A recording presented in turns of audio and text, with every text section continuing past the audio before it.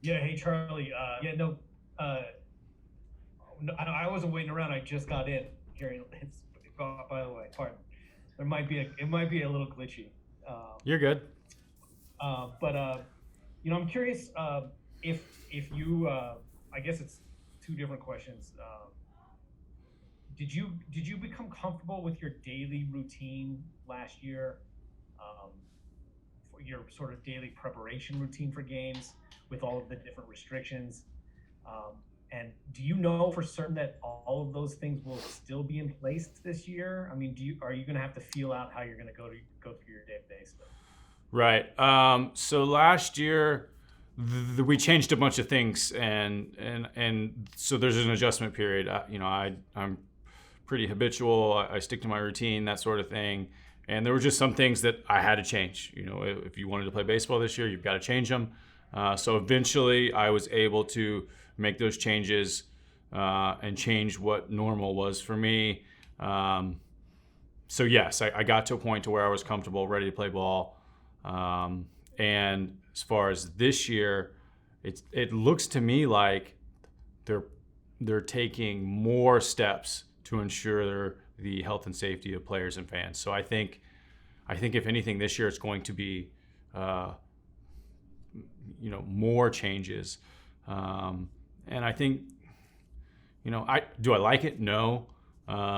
Do I like that it gives us a much greater chance of keeping everybody healthy and make sure that the game is going to be played? Yes, I like that. So it's necessary to an extent, or at least early on. I think early is going to tell us a lot, and hopefully once the things get warmer, there's more vaccine distribution. I think things will get better. Well, I think you might have mentioned this last year, but what is a thing or a few things that you missed the most about the preparation? I seem to remember it was like harder to do video like prep Yeah. work. Is So that so I like to do all my scouting at the field. I come in. That's where I work at the baseball field. I go into my computer lab. I got my people there, and that's where I scout. And that was more or less not something I could do last year, so I had to do it by myself on an iPad in the hotel room. It's just something. Yeah, I mean, is it that big of a deal? Probably not. It's just I'm pretty resistant to change and didn't want to change, so I had to do that. Um, there were more restrictions when it comes to the hot tank, cold tank, which is a big part of recovery for me. So that was more of a post game change that I had to make. And in-game video, once again, that was, I don't guess that, I guess that was partially a COVID thing, partially a sign stealing thing. That's a big change for me, and I think some of that has changed going forward this year, and some of it hasn't. and then just finally, and the reason I'm asking is because I know that you're so that you get so much benefit out of your routine. Um, just being in weird times in general, last season and this season, and then on top of that, uh, the idea that your team is going through a lot of changes also on the roster specifically. Do you feel at all unsettled? Are you going to have to kind of come to grips with all of these changes at all personally? Uh, the beauty of spring training is like you kind of start with this super broad focus, and right now I'm just kind of trying to make my body feel good and getting used to being back in Arizona and waking up at 6 in the morning, and then it'll be another couple weeks before I'm really worried about my swing, and then it'll be another week or two before I start thinking about the season. And so I think there's some things that are going to be different, and I just haven't addressed them mentally. Um, because right now I'm not there yet. It's still early in spring training, um, but I do think none of these changes are going to be super drastic or anything that I won't be able to deal with. I think the biggest shock to my system was last year. Right, we came in with this crazy fake spring training. I guess it wasn't fake, like whatever you want to call it, spring training 2.0, and then I had the virus. I mean, and then for the first time we're dealing with all these restrictions. Last year is going to be much more of an adjustment than this year. Okay, gotcha. Thank you. All right, Pat Graham, go ahead. Hey Charlie, thanks for taking the time. Really appreciate it. Good to see you. I'm kind of piggybacking a little bit off Nick's questions. I don't mean to bombard you with this, but there's some talk in the first part of spring training that they may go to 5 innings or 7 innings instead of 9. I was just wondering, how does that affect your preparation? I mean, I know that you come out of the games early, but how will you kind of augment that with, like, will you go to the batting cages after that, or how does that work? How will that work for you?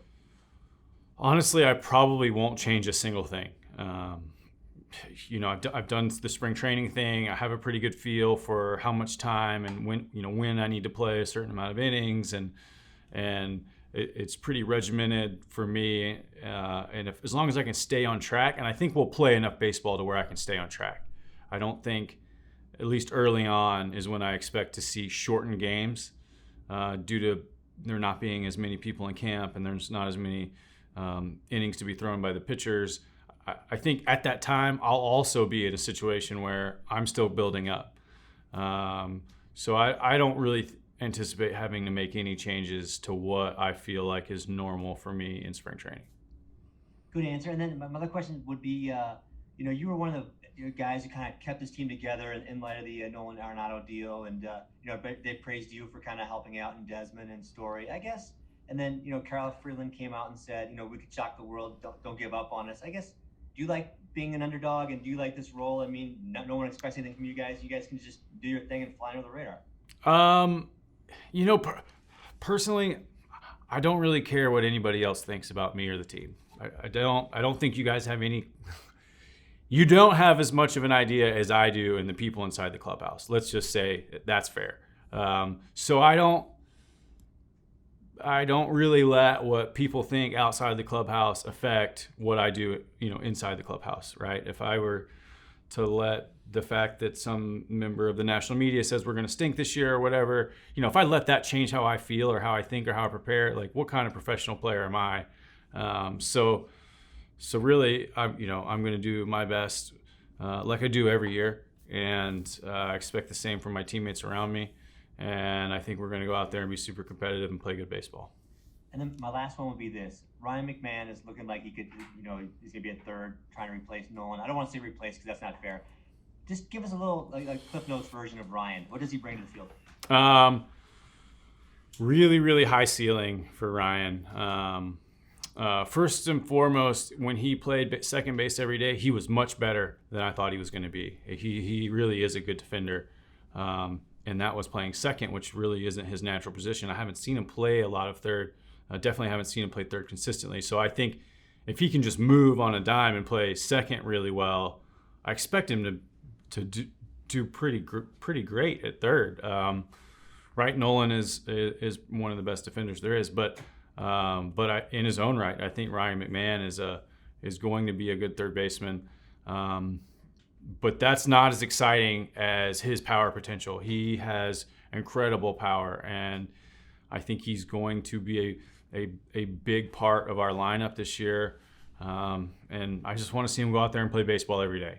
Just show up, play hard, do the best he can, and then bring it the very next day. And I think if he does that, I think he'll look up at the end of the season and he'll be happy with what he's done. Thanks for your time. All right, guys, if you can limit yourselves to 2 questions, that would be helpful with time here. Patrick Saunders, you are next. Hi, Charlie. How are you, sir? Great. Good. Can you give me a quick assessment, if you would, of your outfield teammates? It's a pretty young group outside of yourself, especially now that Desi's gone. Just a thumbnail on the potential of some of those guys. Mm-hmm. Well, I think Ramel Tapia took a huge step forward last year, like giant leap for him. Came out in a position of need and really was a good leadoff hitter.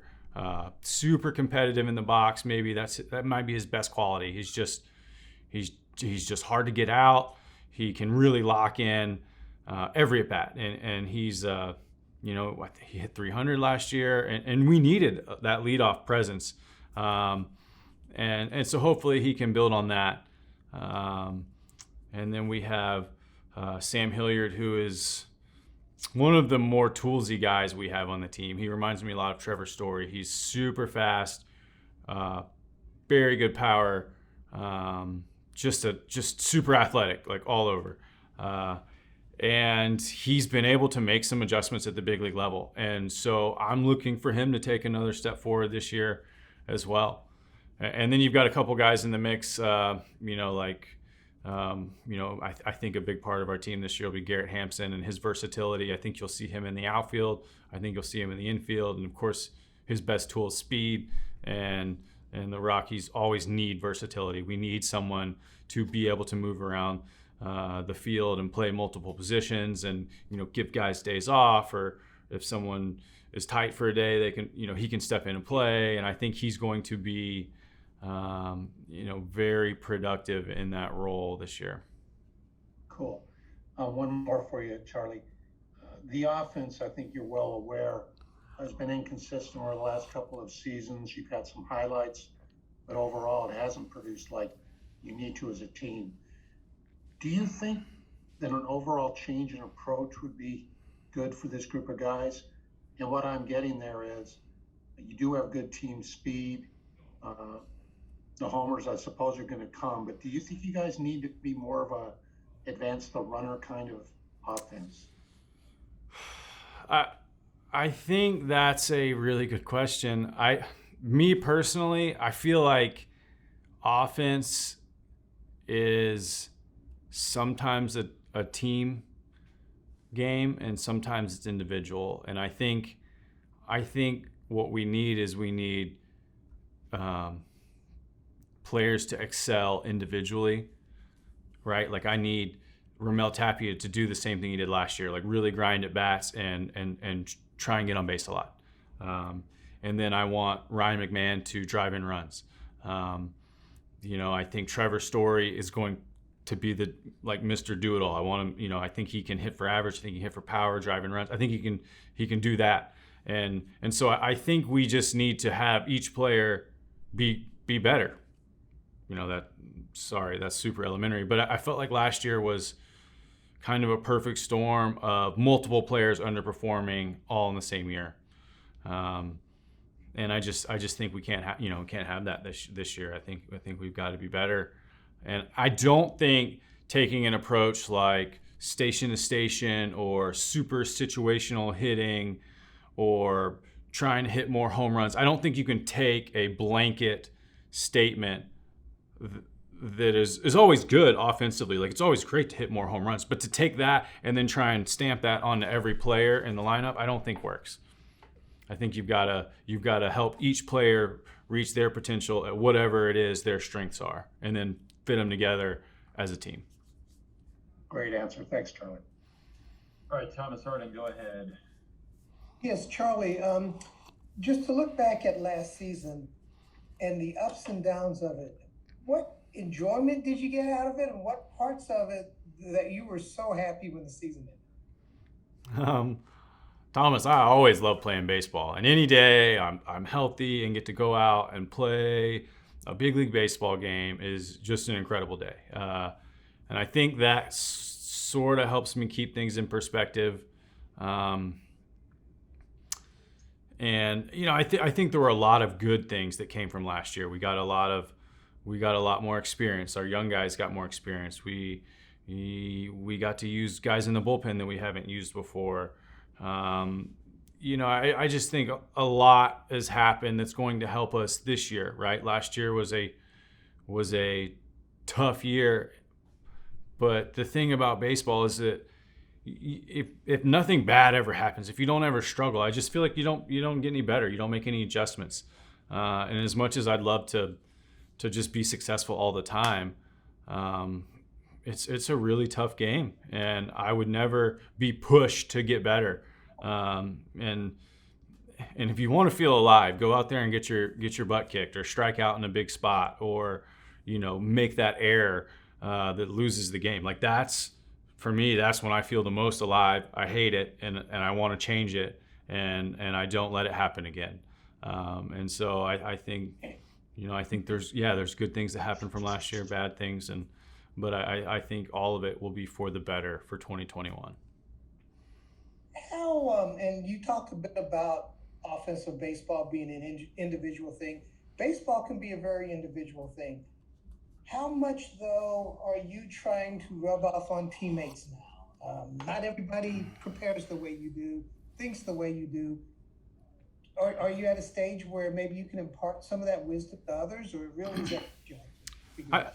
I think so. I think a big part of what I want to do now is really have a sense of where everybody's at individually. You know, just because I've gotten a hit off of this one guy before because I faced him 30 times and this other guy who's never faced him before, I just think there's, like, for me to just bludgeon him with information doesn't help. I think what I need to understand is, hey, this guy is, you know, doesn't have that many at-bats and is, you know, he just doesn't, you know, like, what information do they need at the time? And sometimes it's, I need to instill confidence in them. Sometimes it is the fact that they might need a scouting report. Or sometimes it's they just need to vent about their swing, you know, and just have somebody, like, let them know that they care and listen to what they have to say. So I think sometimes just having that feel for, you know, what does each player need from a really good teammate? I think that's what I'm going to try and do this year. And that doesn't always mean, you know, telling people what I think makes their swing better, right? That's almost never the case. Are you comfortable with that? Have you gotten more comfortable over the years? Yes, I feel pretty comfortable, and I think one of my strengths is more of a one-on-one conversation, and it's, you know, I think that is much more productive than getting the whole group together and saying, hey, we got to do this or do that. Like, I think that's necessary at times, but I think more gains are made with a one-on-one conversation than large groups. And just last one, I hate to add extra, but do you feel like more guys on the team can have those detailed baseball conversations? Is the knowledge base there? Because once you get to a certain level, you can talk about those, but sometimes you just try to keep your head above water. Yeah, I mean, that's a great question. And like I said, there's certain times when guys can look big picture and really try and take the next step. And then there's certain times where I'm just trying to tread water. You know, I'm struggling, and I just need to feel competitive, right? And that's the season. You know, you have ups and downs, and it's everybody. It's me. It's everybody has that at certain times. I just think, you know, the better players have fewer dips and spend more time, like, somewhere up here trying to, like, push the ceiling up. All right, Brian Madden, go ahead. Hey, it's actually Michael Spencer from CBS 4. Charlie, take us back a couple weeks, and what were your initial thoughts when you found out that Nolan had been traded? Well, I mean, my first thought is, oh, well, I don't get to play with one of my buddies, you know, and that hurts. He's a guy I enjoy being around. He's a guy that I'll certainly keep in touch with as we go forward. You know, secondly, he's a great baseball player, and anytime you take a great baseball player off of a team, you're going to lose some whatever that production is. And him being a good player, we're going to lose some production. And then I think that, you know, the third part of that coins only have two parts. Anyway, the third part is now I'm thinking, okay, well, you know, how do we move forward in the wake of his absence? And that's the part that doesn't scare me as much as it did, you know, initially when it first happened. You know, when I look around and I see, you know, the talent in the locker room, who's going to replace him, you know, and what it means for our team. Like, I think we still have a good team. We have lots of talent. I think it's, you know, it seems bad being that we didn't have a great season last year, but at the same time, we had so many players underperform, you know, including myself. Like, there was a huge dip there. And so I think if we come out and do what we're capable of doing, we're going to play well. A non-baseball one for you. What's life like as a new dad? That's great. It's it keeps me on my toes. It's kind of like trying to figure out a Rubik's Cube. Like you just know you're never going to do it, but you keep trying. But it's super rewarding and it's exciting, and it's a fun experience to share with my wife. Thanks, man. Happy for you guys. Thank you. All right, Mark Kisla, go ahead. First of all, I want to thank you for the philosophy of you never feel more alive than when you get your butt kicked, because I must be the most alive guy on the planet. So I appreciate you for that. Let's just, early in this conversation, I think we established the outside view of the Rockies is you guys stink, and your view is you don't care. Why do you think this team can be so good? Because we have good players is the short answer.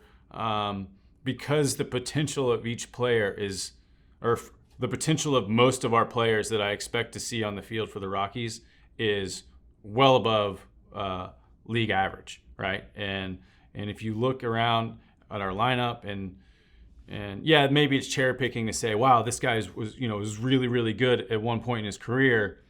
A lot of guys can do that. But I think there's a lot of guys that have the ability to do that consistently that haven't done it yet, right? We've seen Kyle Freeland be an unbelievable pitcher.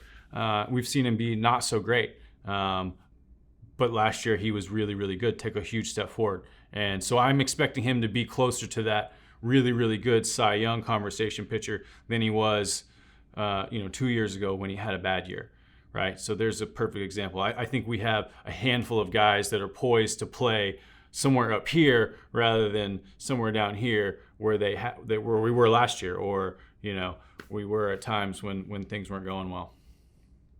And to follow up along the dad lines, having been a dad, or I am a dad myself, what's harder and what's more rewarding, hitting a baseball or being a dad? Good question. The right answer is obviously being a dad. That's the right answer. But I'll tell you what, I really like getting hits. Love getting hits. Want to win everything. And yeah, there are more important things than baseball. Anyway, yeah, I love my family and love my daughter. But I still really, really want to win baseball games and feel like I'm not going to have any trouble being 100% focused on baseball. Thank you. All right, Noah Yingling, then we'll get Owen after you for the last question. Hey, Charlie, thanks for the time. To follow up a little bit on your answer to Michael Spencer's question, your big drop-off when you started the season hitting 500 in the first 17 games, you hit 216 in the following games after that. Were there any big changes that you happen to see video-wise, whether that was in the off-season or this spring, that you want to adjust back to when you were hitting 500? No. So at the end of the year, I'll sit down, what could I have done differently? What did I do well? And that's a situation where I try to diagnose, why did I spend more time down here than I should have? And so I've figured out kind of more or less what I think it was. And address that problem and try and keep it from happening in the future. Yeah, but it's rarely mechanics for me. Sometimes it is, but usually it'll be like mental or an aggressiveness thing. I don't feel like I have some glaring mechanical issue in my swing. There's none of that I'm trying to address. Okay. And also too, obviously with Ian Desmond not being there anymore, at least for now, and Nolan not being there, obviously you are the most veteran player on the team. Leadership wise, outside of you this spring training, have you seen anybody really step up into more of that leadership role? Yeah, I think we might have already touched on it, but I see Trevor really, really taking big steps forward. and that, you know, it's really hard to do the leadership thing, right? There's a cycle, right? And we've seen Trevor take this cycle. You get called up to the big leagues, you're a young player, and you're super wide-eyed, like drinking from a water hose or a fire hose, and then next step is, all right, now I'm just trying to keep my head above water and be competitive, and then and we've certainly seen him then be really, really good at baseball, and he's continuing to get better. Now he's doing it more consistently year after year, a great player, and now you see him look around and say, wow, I can make these other guys around me better. I can help this guy, or I can take on more responsibility as a leader. And so I'm starting to see that from him. And I'm starting to see a lot of the younger guys, progress on that ladder of being overwhelmed because I'm in the big leagues. Now they're, tasting success or playing well at times. And I think they're on their path to being comfortable with them and how to play their game. And they're like right, at the cusp of leadership. So I'm seeing a lot of guys progress from a leadership standpoint. Okay, thank you very much. All right, Owen Perkins, you have the last question. Hey, Charlie, good to see you. I wanted to ask about this early part of spring training, almost unique in a potential 8-month plus stretch of baseball from February to October without the games every day. What does that period mean to you? What do you get out of it?